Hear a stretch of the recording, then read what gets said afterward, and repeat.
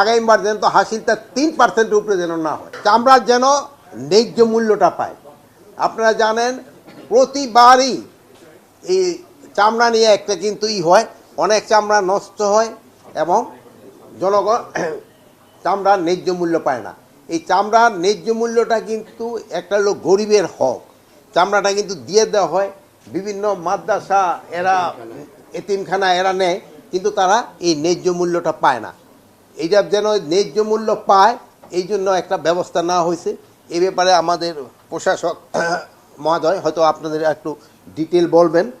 তারপরে একটা হয়েছিল, আমরা এবার খুব চেষ্টা করতেছিলাম হাসিলটা কমানো যায় কিনা, ওনাদের সাথে আমরা বসছি, ওনাকে আমরা রিকোয়েস্ট করছি যে হাসিলটা যেহেতু 5% হাসিল আমার মনে অনেক বেশি, এই জন্য আমরা চেষ্টা করতেছিলাম। আমরা এখন পর্যন্ত পারি নাই কমাতে, কিন্তু আগামীবার হয়তো আমরা থাকবো না, বা যেই থাকুক না কেন আমরা সরকারি কর্মসূচিতে আদেশ দিয়ে গেছি যে আগামীবার যেন তো হাসিলটা 3% উপরে যেন না হয়। যে এই 5% হাসিলটা একসময় এটা 3% ছিল, 5% হাসিলটা আমার মনে অনেক বেশি। তারপর একটা আলোচনা হয়েছে গরুর হাটের ব্যাপারে। এবার মিলিয়ে মনে হয় 20টা হাটের ব্যবস্থা করা হচ্ছে এবং 20টা হাটেই যেন সার্বিক নিরাপত্তা ঠিকঠাক থাকে।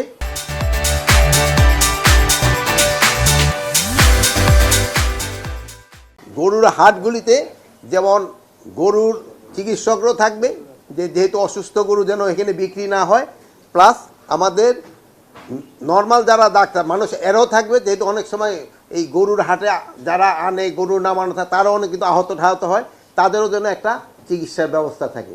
আর একটা জিনিস বলা হয়েছে, এই গরুর যে গাড়ি এইগুলি আসবে, ট্রাকগুলি, এগুলি কোনো অবস্থায় রাস্তায় নামানো যাবে না।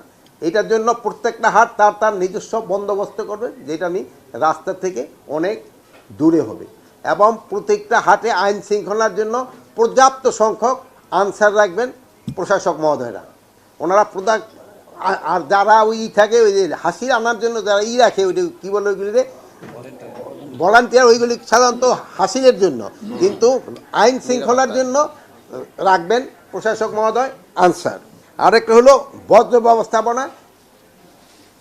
আমরা বলছি যত তাড়াতাড়ি সম্ভব, যেহেতু এখানে বজ্রটা হলো, যেহেতু কোরবানি কিন্তু 3 দিন হতে পারে, বাট প্রথম দিনে প্রায় 90-75% হয়ে যায়, পরে আরও পরের দিনও আবার কিছু হয়, এরপরও আবার আছে 2-1 কিছু করে।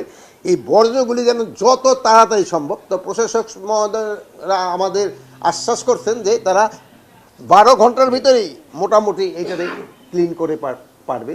এবার এটা যদি করা যায়, এবং এই জন্য তারা সব ধরনের প্রস্তুতি নিয়ে রাখছে, সেই জন্য আমরা প্রশাসক মহোদয়কে ধন্যবাদ দিই। তবে অ্যাডভান্স দিয়ে দিলাম, আর যদি করার পরে আরেকবার 2বার দিব।